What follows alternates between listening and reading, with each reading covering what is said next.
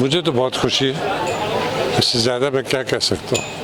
और मैं इतना ही कहूँगा कि जितनी मुझे खुशी है उतनी बाकी लोगों को भी खुशी है हो, और वो आके यहाँ पे सिनेमा देखें उसी लग्जरी में, जिस लग्जरी में उनको देखना चाहिए, जिस लग्जरी के वो उनको होना चाहिए जो वो डिज़र्व करते हैं। क्या शो पहले ऐसे ही होगा कि कल? आज तो एक स्पेशल शो है अभी लाल सिंह चड्ढा का, मगर फिर 30 तारीख से शुरू होगा विक्रम वेदा से।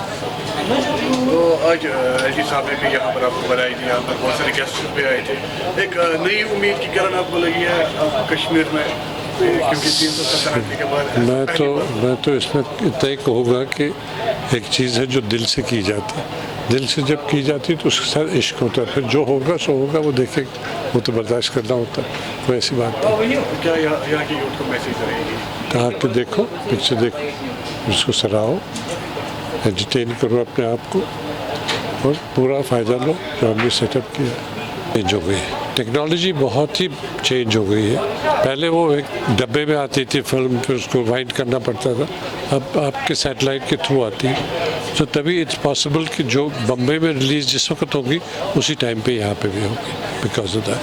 पिछले ज़माने में जो लोगों को जो शौक हुआ करता था फिल्म देखने के लिए, तो आपको लगता है कि आज भी ऐसा ही शौक लोगों में भी? मुझे यकीन है, ज़रूर, क्योंकि एक एंटरटेनमेंट होनी चाहिए। एंटरटेनमेंट हमारी 30 साल से नहीं हुई है, तो लोग चाहते हैं कि वो बाहर निकले, देखें, पिक्चर देखें, एंटरटेन करें अपने आप को। तो क्या कुछ उम्मीद है आपको लोगों की रिस्पॉन्स?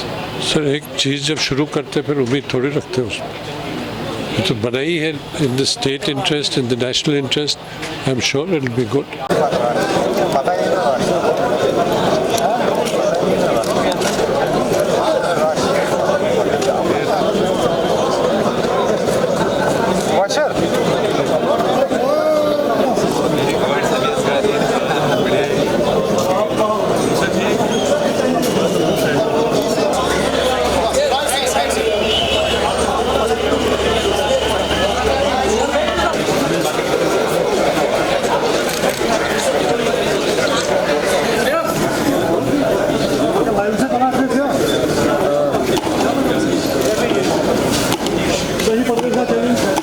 अगर कदम पाता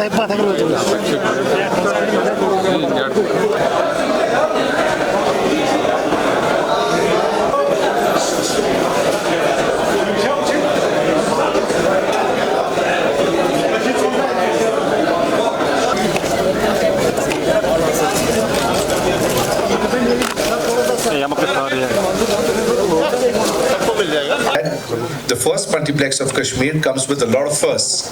The first Dolby Atmos.